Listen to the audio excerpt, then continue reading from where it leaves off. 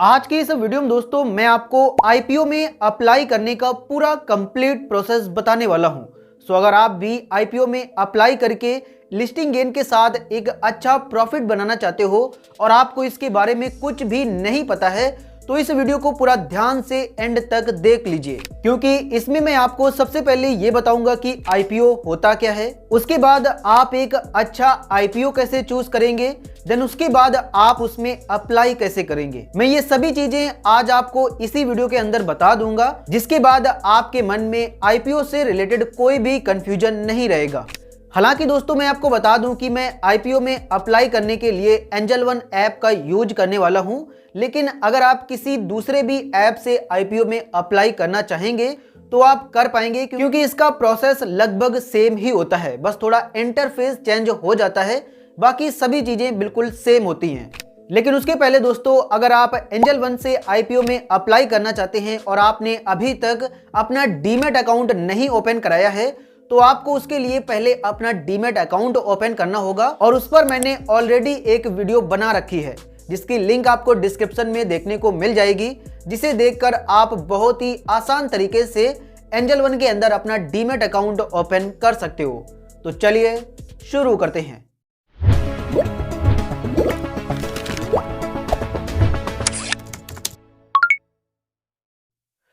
तो सबसे पहले आइए जानते हैं कि आईपीओ होता क्या है। तो आईपीओ का फुल फॉर्म दोस्तों इनिशियल पब्लिक ऑफरिंग होता है, और इसमें होता क्या है कि जब कोई प्राइवेट कंपनी एक पब्लिक कंपनी बनना चाहती है, मतलब अपने कंपनी की हिस्सेदारी लोगों के साथ मतलब पब्लिक के साथ शेयर करना चाहती है, तब वो एक आईपीओ को लॉन्च करती है। और इसका प्रोसेस ये होता है कि अगर कोई प्राइवेट कंपनी यहाँ पर पब्लिक को शेयर्स बेच के उनसे पैसा लेना चाहती है तो उसे पहले किसी स्टॉक एक्सचेंज पर लिस्ट होना होता है। और आपको तो ये पता ही होगा कि इंडिया में दो ही स्टॉक एक्सचेंज हैं, एक बॉम्बे स्टॉक एक्सचेंज और एक नेशनल स्टॉक एक्सचेंज। और जब वो उन पर लिस्ट होती है देन उसके बाद उसको पहली बार मार्केट में लिस्ट किया जाता है। और जब पहली बार कोई कंपनी मार्केट में लिस्ट होती है तो उसमें जब पहली बार कोई शेयर्स को यहाँ पर खरीदता है तब उसी को आईपीओ के थ्रू खरीदा जाता है। और इसमें जब इन्वेस्टर्स पैसे इन्वेस्ट करते हैं तो उनको लिस्टिंग गेन के थ्रू बहुत कम समय में एक अच्छा प्रॉफिट हो जाता है, जो कि आपको आगे अभी पता चलेगा। और अब अगर बात करें कि आप एक अच्छी कंपनी का आईपीओ कैसे चूज करेंगे, तो उसके लिए दोस्तों मेनली कुछ ही पॉइंट्स हैं जिन्हें देखकर आप एक अच्छी कंपनी का आईपीओ पता कर सकते हो। नंबर फर्स्ट, आपको ये देखना है कि उसे कितने ज्यादा लोग सब्सक्राइब कर रहे हैं। वो जितना आईपीओ ज्यादा सब्सक्राइब होगा उसमें लिस्टिंग गेन के चांसेस उतने ही ज्यादा होते हैं। उसके बाद वो जो कंपनी है वो किस सेक्टर में काम कर रही है और उस सेक्टर की ग्रोथ फ्यूचर में है भी या नहीं, और उसके बाद उसके फाइनेंशियल्स कैसे हैं। साथ ही आप इस वेबसाइट का यूज करके इसमें आप उस आईपीओ का नाम डालोगे, देन उस कंपनी की आपको सारी जानकारी मिल जाएगी, जिसे आप इस वेबसाइट पर जाकर देख सकते हो। और अब चलिए जानते हैं कि आपको इसमें अप्लाई कैसे करना है।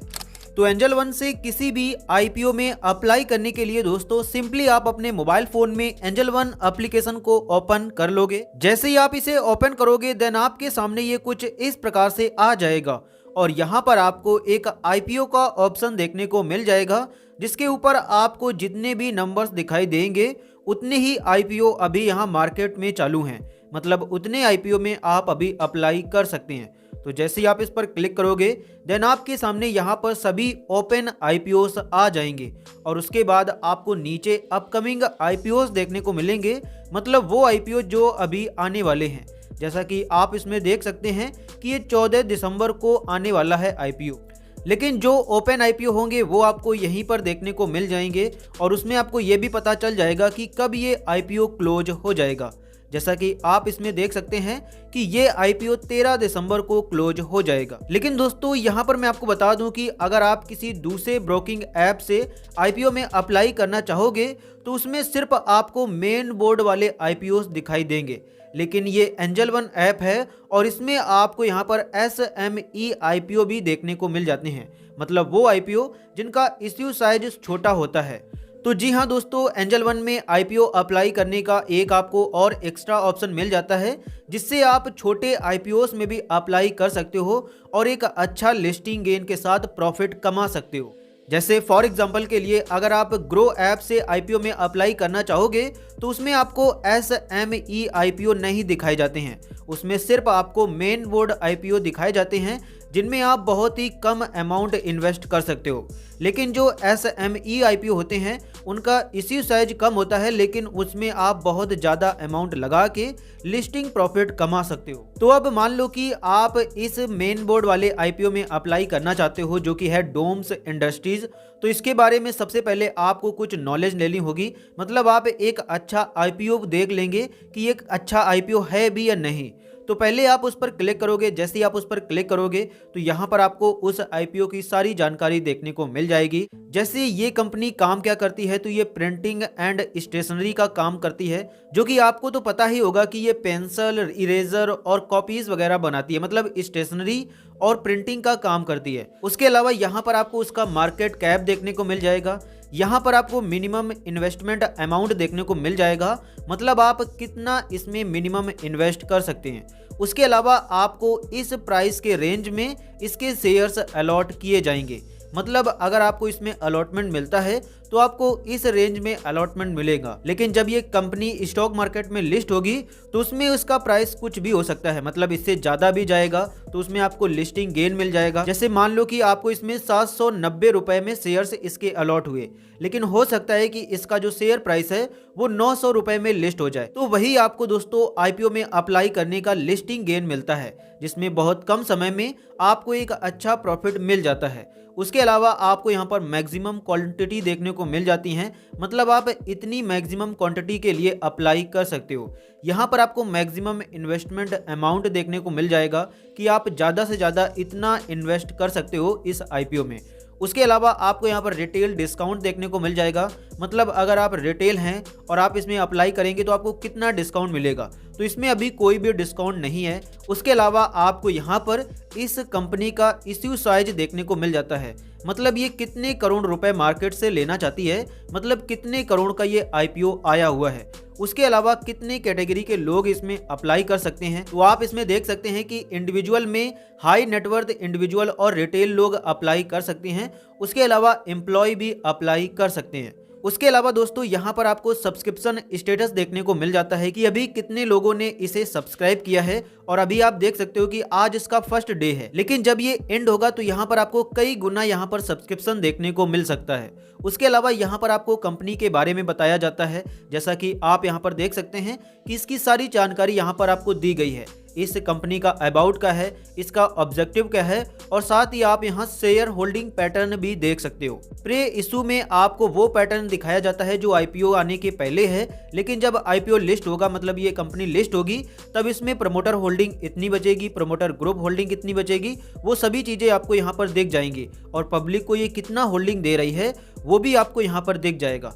उसके अलावा आप यहाँ एंजल वन का वीडियो भी देख सकते हो, जिसमें आपको इस आईपीओ के बारे में बहुत ही महत्वपूर्ण जानकारी देखने को मिल जाएगी। इसके अलावा दोस्तों आपको यहाँ पर इसके 2 प्लस पॉइंट और 2 माइनस पॉइंट बताए जाते हैं, जिन्हें आप देख के यहाँ पर इस आईपीओ की बहुत ही अच्छी जानकारी ले सकते हो। इसके अलावा दोस्तों मैंने आपको बताया था कि आप जब इस वेबसाइट पर आएंगे तो यहाँ पर आपको उस आईपीओ की बहुत सारी जानकारी देखने को मिल जाएगी।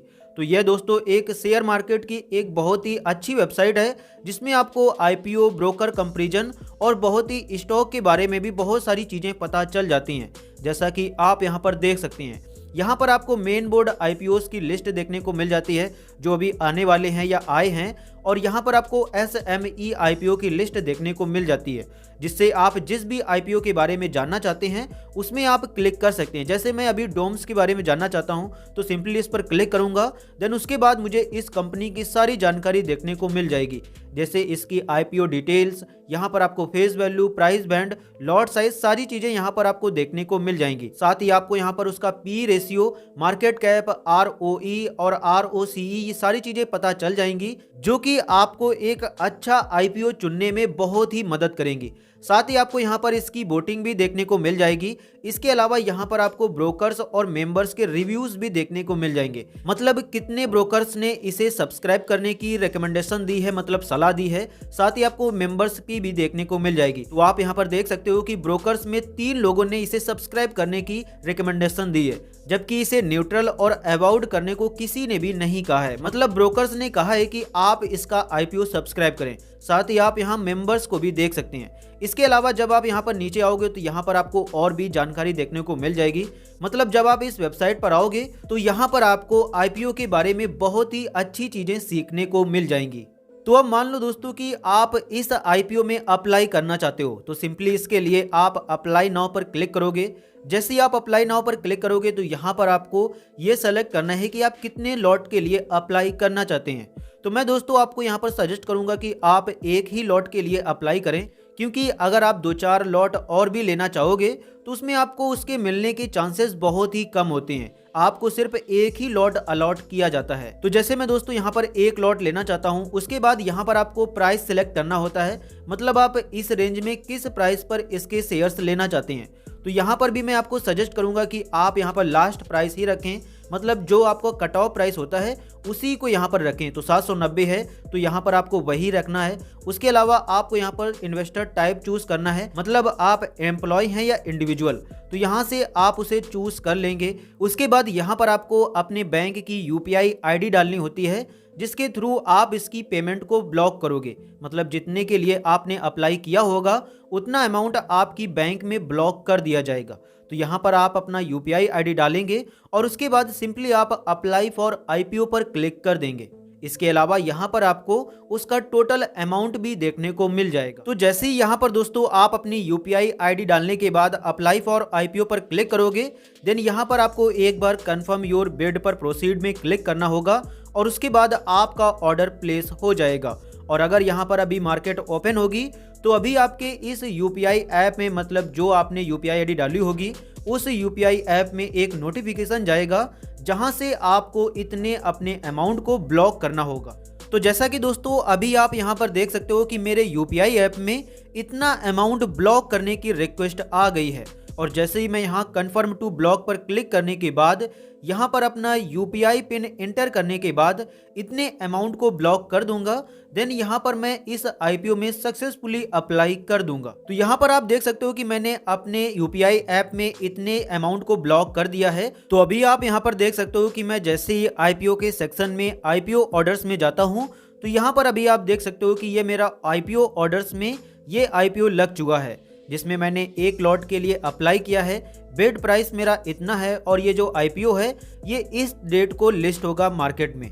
उसके बाद दोस्तों जैसे ही आप इसकी पेमेंट कंप्लीट कर दोगे, जो कि मैंने अभी कंप्लीट की है, उसके बाद ये कुछ ही समय के बाद यहाँ पर आपको सक्सेसफुली दिखाई देने लगेगा। तो कुछ इस प्रकार से दोस्तों आप किसी भी आईपीओ में अप्लाई कर सकते हो। लेकिन यहाँ पर दोस्तों मैं आपको एक चीज और बताना चाहता हूँ कि जब आप किसी आईपीओ में अप्लाई करते हो तो आपने जितने अमाउंट के लिए आईपीओ में अप्लाई किया होता है उतना अमाउंट आपकी बैंक में ब्लॉक कर दिया जाता है। और उसके बाद जब आप अपना बैलेंस चेक करेंगे तो उसमें आपको वो अमाउंट नहीं देखने को मिलेगा। लेकिन अगर आपको आईपीओ में अलॉटमेंट नहीं मिलता है तो उसके बाद उतने अमाउंट को आपकी बैंक में अनब्लॉक कर दिया जाता है। मतलब वो अमाउंट आपके बैलेंस में दिखाई देने लगता है। साथ ही यहाँ पर एक बात और ध्यान देने वाली है कि जिस आईपीओ को जितना ज्यादा लोग सब्सक्राइब करते हैं उसमें आईपीओ मिलने के चांसेस उतने हैं, और जितना ज़्यादा आईपीओ सब्सक्राइब किया जाता है उसमें लिस्टिंग गेन ज़्यादा मिलने के भी चांसेस उतने ही ज़्यादा होते हैं। तो कुछ इस प्रकार से दोस्तों आप किसी आईपीओ में अप्लाई कर सकते हो, जिसका मैंने आपको पूरा कंप्लीट प्रोसेस बता दिया है। साथ ही मैंने आपको यह भी बता दिया है कि अगर आप किसी आईपीओ में अप्लाई करना चाहते हैं तो उसके लिए आप उसकी सारी जानकारी कैसे निकालेंगे। लेकिन यहाँ पर मैं आपको एक और चीज बताना चाहूंगा कि एंजल वन ऐप से आप SME आईपीओ में भी अप्लाई कर सकते हो, जो कि अदर ब्रोकरेज ऐप में आपको देखने को नहीं मिलता है। इसके अलावा अगर आपको किसी आईपीओ में अलॉटमेंट मिल जाता है तो वो जिस डेट को यहाँ पर लिस्ट होता है शेयर मार्केट में, उसी डेट को आपके पोर्टफोलियो में वो यहाँ पर आईपीओ दिखाई देने लगता है। और उसके बाद अगर आप उसे सेल भी करना चाहते हैं तो उसे आप यहीं से इजीली सेल कर पाओगे, जिस प्रकार से आप किसी शेयर्स को सेल करते हो। सो आई होप दोस्तों कि आज के इस वीडियो को देखने के बाद आप आईपीओ में अप्लाई करना सीख गए होंगे और आपको इसके बारे में सारी चीजें पता चल गई होंगी। अगर आपके लिए ये वीडियो थोड़ा सा भी हेल्पफुल रहा हो तो प्लीज आप इस वीडियो को लाइक एंड चैनल को सब्सक्राइब जरूर कर देना, और साथ ही आप इसे अपने उन दोस्तों के साथ शेयर भी कर सकते हो जो शेयर मार्केट में अपनी रुचि रखते हैं। तो चलिए मिलते हैं अगली वीडियो में।